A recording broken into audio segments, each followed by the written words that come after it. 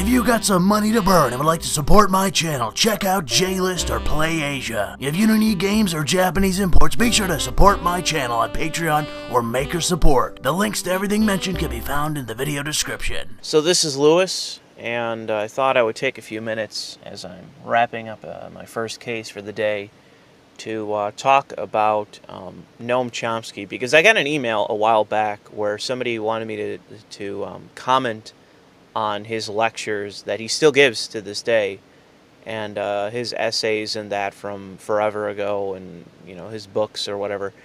And I got to tell you that I'm not really interested in what Noam Chomsky has to say, and it's not because once upon a time his criticisms of American foreign policy weren't relevant and on point, because they were, but that as time has gone on and the dynamics of the United States and its role in the world have changed, Noam Chomsky's opinions have stayed exactly the same. And the way that he views the world is still within the framework of the Soviet Union versus the United States. The idea of Russian communism and the spread of communism in that era versus the West, where we existed in a bipolar world in terms of the power structure. And we don't exist in that world anymore. The United States is the sole hegemonic power in the world.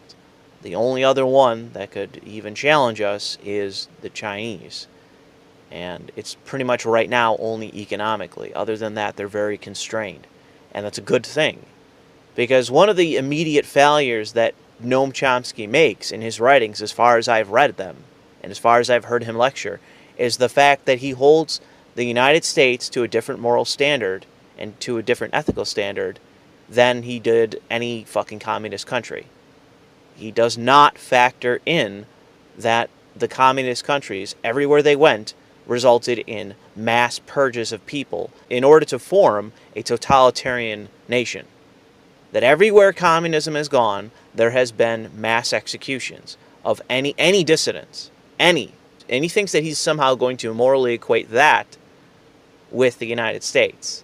And he can't do it. He fails to do so, because I think there is no means by which to make that moral equivalence. The United States in its foreign policy has acted terribly, but it was always within the context of going up against the purest form of materialism, where you have human beings in their ideology having absolutely no regard for human life, and having an expansionist foreign policy in which you are spreading that totalitarian ideology to other nations and to other societies and to other populations, where there's going to be mass executions. Okay, there is no moral justification for that. And yet I need to listen to fucking Noam Chomsky lecture me about what the United States did however many fucking decades ago. It's ridiculous. And it's surprising to me that this is not at the tip of his tongue every fucking time he talks about the United States and what we did once upon a time, 30 years before I was fucking born, and as though that's relevant now.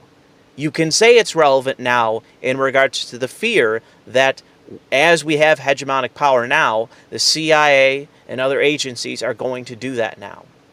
But unless you have demonstrable proof that they are doing that now, or what have you, that you're actually basing your opinions on something that isn't decades old, you don't really have the framework to continue to lecture the United States as though we're still living in the fucking 70s.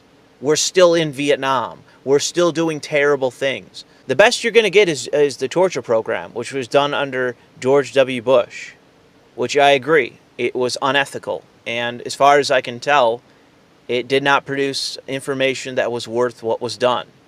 I know that people may debate that, but in my opinion, it wasn't worth the moral ground we gave up. However, considering the enemy that we're against, people can justify it. People can say that the evil is necessary in order to provide the information necessary and the resources necessary to go up against a far greater evil. That argument can be made, and the same can be made about what we've done in the past when going up against the communists, because the communists are, as far as we knew, the worst ideology out there up until now, where we have organizations like ISIS, which are far more brutal. They're just not as organized as the communists were. And thankfully, with at least ISIS right now, they're losing. They're being pushed back. They're being defeated. And it's not just the United States doing it. It's a lot of Muslims. It's a lot of people over there in the Middle East and elsewhere trying to combat radical Islamism. To downplay the real significance of a threat that plays in this world is you not doing yourself any favors. It's you trying to scrutinize, the sliver on America's end compared to the fucking lumber mill just across the way. And for whatever reason, you purposely avoid it. I mean, this is something that with Noam Chomsky, he does consistently. His notions of the United States and our foreign policy and, what kind of country we should be, it's distorted. It's warped. And, I mean, that's just at worst. At best, you can say that it's just completely obsolete. That what criticisms he could have made are not relevant for the here and now. And it's not just me saying that. You can go find videos online, and I can't cite them here because I'd have to go dig them up, but I've seen videos where what I'm saying now is exactly what Christopher Hitchens said, who used to be a huge fan of Noam Chomsky up until the threat of Islamism became a real threat in the fucking fall of the Soviet Union. Because Noam Chomsky never changed his fucking worldview. He just kept going on. And he became distorted because of that. And so did every criticism that he gave. I'm not saying that, him and I sit down in a room, I'm going to kick his ass philosophically or what have you. Because this is a guy that has been doing this, like talking about politics, for longer than I've been alive. And he used to be a linguist. He's been talking about politics, as far as I know, for longer than he ever was a linguist. Maybe I'm wrong about that. But talking about politics appears to be his job, his career. And yet I don't see what he says about the United States as accurate or something that we can actually use. Like, it doesn't have any utility. And like, if you're offering opinions and arguments about the United States in a way that's so distorted that it can't even be, it isn't even usable, it has no utility, then I don't even understand why anyone would even listen to you. But the issue is with Noam Chomsky, I think it is because he has inspired potentially multiple generations of people that just walk in lockstep with him, and they only view the world through the lens of criticism of the United States. They are incapable of actually criticizing any other nation or any other worldview or any other fucking foreign policy outside of what is also tacitly connected to the United States. Like, that's their only means by which to criticize the world and view the world, even. It's an insanely ethnocentric and bourgeois and just regressive viewpoint. Where you can't even look at what we know about what other nations have done. You can't look at that and ask yourself, is that equitable to what the United States has done? And it's not. It's not an equitable comparison. If you compare the United States' history of foreign policy, it is nowhere near as bad as foreign policy that exists currently in other nations. You can't even compare it. We have done evil things, but at best, you're going to be able to say that it's evil for the sake of evil, which, find me the case. Find me the instance where we did evil for the sake of evil, like other nations actually have. You have the example of ISIS, which isn't a nation, but there are nations that are connected to terrorist organizations like that do in fact do evil for the sake of evil. Or, for example, the Chinese communists, who don't even have a legitimate communist government anymore. I mean, it is a totalitarian government, but it's for the sake of propping up crony capitalism. You're going to tell me that the United States is the moral equivalent to the modern day communist Chinese? Good luck. Good luck making that fucking argument, because it's in no way an equitable comparison. The Chinese are far, far worse than the United States, despite the fact that we're the hegemon of the world. They do more evil on a daily basis than we do, and that is demonstrable. And yet, what the fuck do you hear from Noam Chomsky about the Chinese? Is he going over there and finding out shit, doing investigative journalism or what have you, writing essays about them? I don't fucking think so. If he's going over there, he's fucking probably shaking the hands of the regime. This is one of the problems that exists solely with Noam Chomsky, and especially with the progressives, is that they're listening to somebody that is 40 years out of date of his criticisms, of his remedies in terms of foreign policy, of which he even offers any, which I believe are none. None that are, again, they have any utility. They're not usable. So I know that I'm just a layman. Okay, I get it, right? I'm just some asshole talking into his phone while on the job. But the fact is that, as it relates to foreign policy and the policy of the United States, you have to view it from the lens, at least, that we're trying, that our intentions are good, at least sometimes. You have to at least concede that we're not just doing evil for the sake of evil in every instance and all the time. That is a distorted and absurd and false viewpoint. So this is Louis, and this is going to be a part that I insert into this commentary that I just recorded a little bit earlier. I was listening back to it, and I decided, you know what, I actually forgot about something that's actually very relevant to this, as it relates to criticisms of Noam Chomsky and his worldview and the progressive worldview, and that is the failure to actually understand the difference of means between the United States and other nations in terms of foreign policy and international relations, and the evil done by those nations. So if you look at the United States now, I'm more than willing to concede that even now we do things that are barely justifiable. Collateral damage, drone strikes, etc. There are things that we do right now that are very hard to justify, ethically, morally, however you want to phrase it in terms of justification. It's hard to do it. You can justify it probably pragmatically and in terms of us being the hegemon, but if you want to just keep it in moral terms, it might be hard to justify those things. However, as it relates to Islamism and the Islamic states that exist in the world, not just the Islamic State, but Qatar, the Saudis, the rest, okay? The actors that are Islamist in terms of government. And if you just want to dispense with them, because I can just tell you that the problem that exists is means. What do you think this world would look like if we had the Saudis comparable in terms of power, culture, everything to the United States in terms of our hegemony, okay?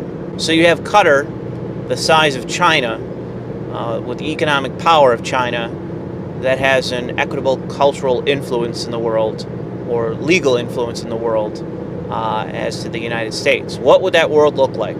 Forget about that, okay? Just forget about the Islamists and what they would want to see the world look like. What kind of world we'd live in if they were in our position. Let's take the Chinese. What kind of world would we be living in right now if the Chinese were the hegemon of the world? Which is actually not, fictional. It's not as though, you're comparing it to Palau or some small little island nation. China can actually become, in my lifetime, the hegemon of the world if we falter.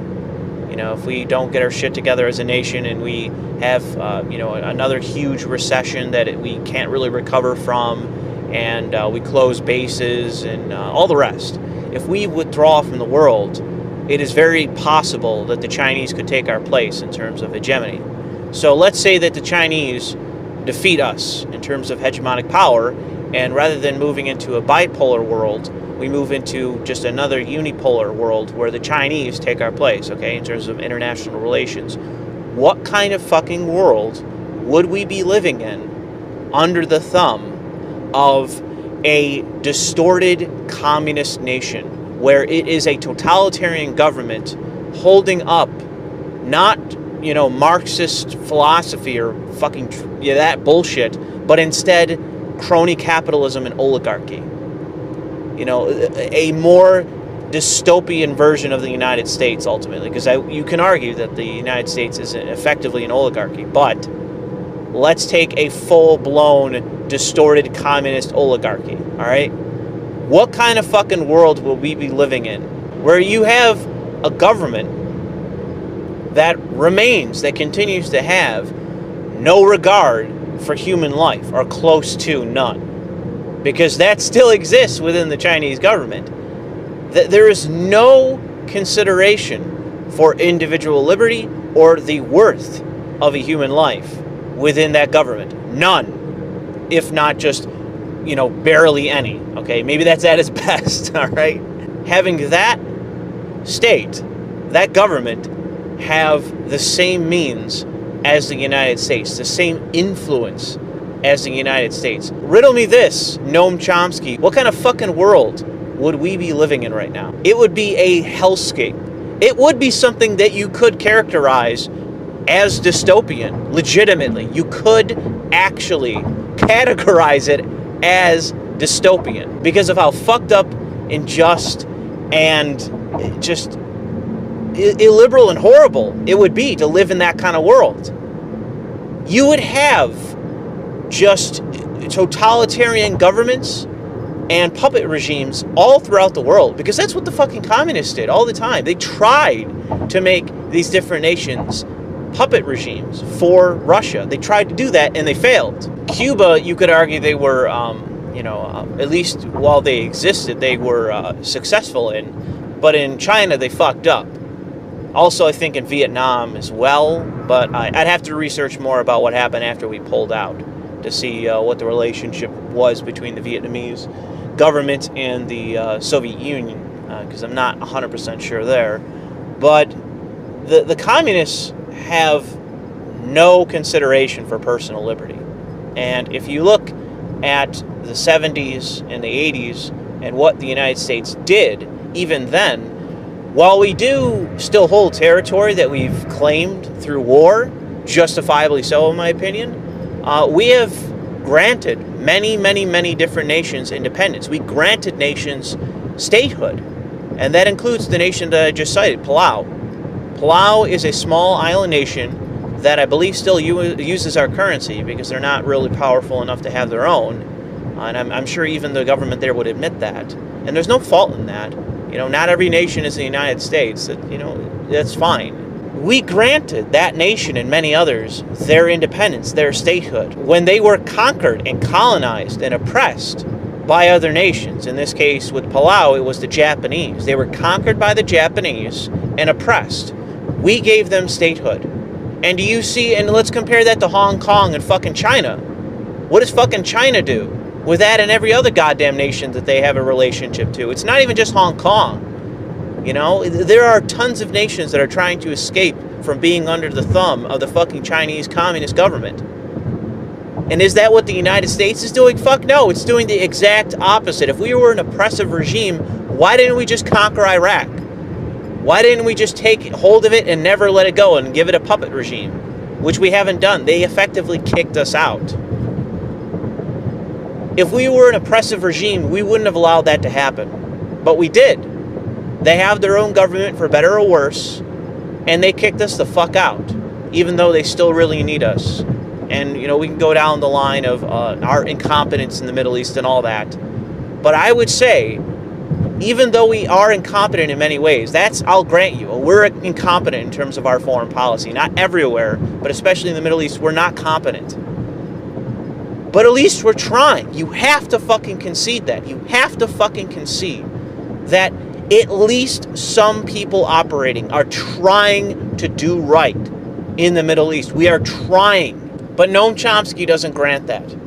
I've listened to him talk about the Iraq invasion, the Afghanistan invasion, our continued presence in the Middle East.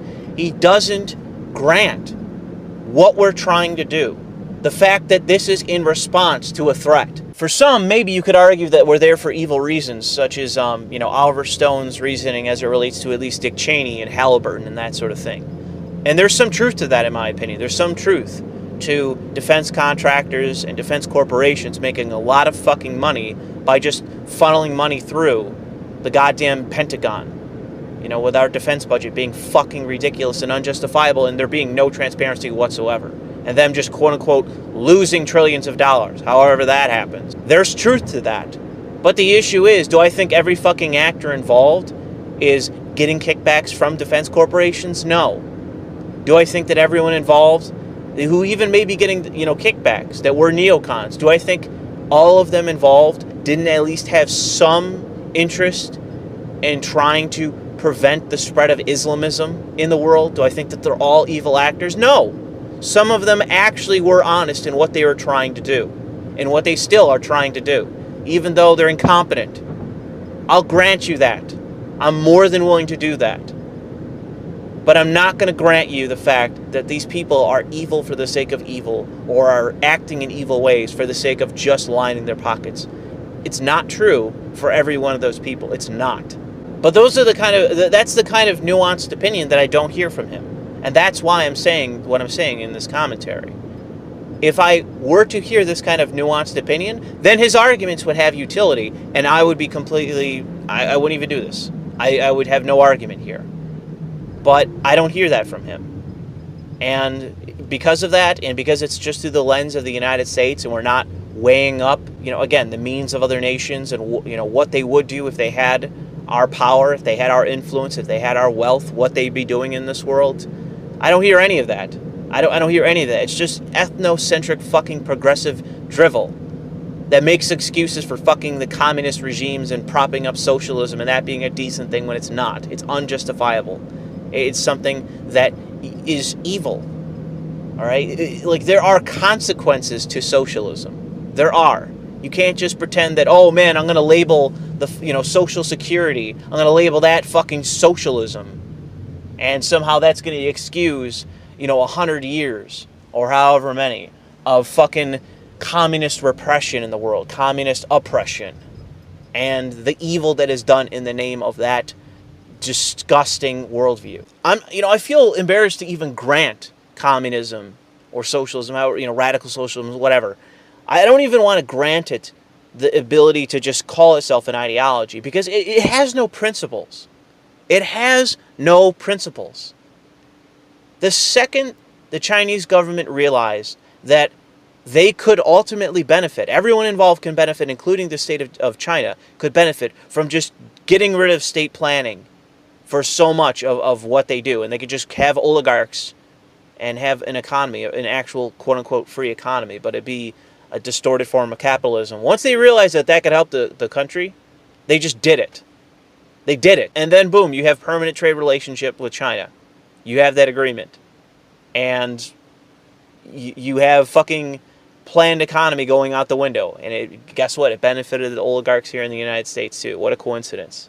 What a coincidence that everyone involved that's making money off of everything that's happening between our relationship with China are all oligarchs, whether it's here or there. Everyone's an oligarch and they're all making money. Having a fucked up capitalistic economy, capitalistic quote-unquote, crony capitalism, having that kind of society still fits within the framework of, Western intellectuals. It can still be defended by some people, even though they try not to, because it's something that it's very hard to justify. But with the communists, it should be out the window.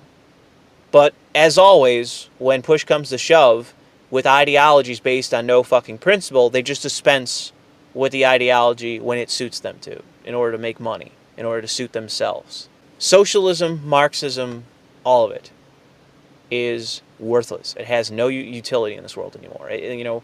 Arguing that it should even be taught in universities, it's hard, in my opinion, to justify that. Maybe just from a purely philosophical, exploration, that you can talk about it in that sense where it has that kind of value, maybe there. But to teach this as some sort of means to view the world, it's just worthless. It has no utility in and of itself because, again, it's not based on any principle, and when push comes to shove, it's dispensed with it just as soon as it can be. when there's any efficacy to get rid of it and to, you know, serve personal interest, it goes away immediately because it's not based on any principle. So I'll leave it there. Thank you for listening.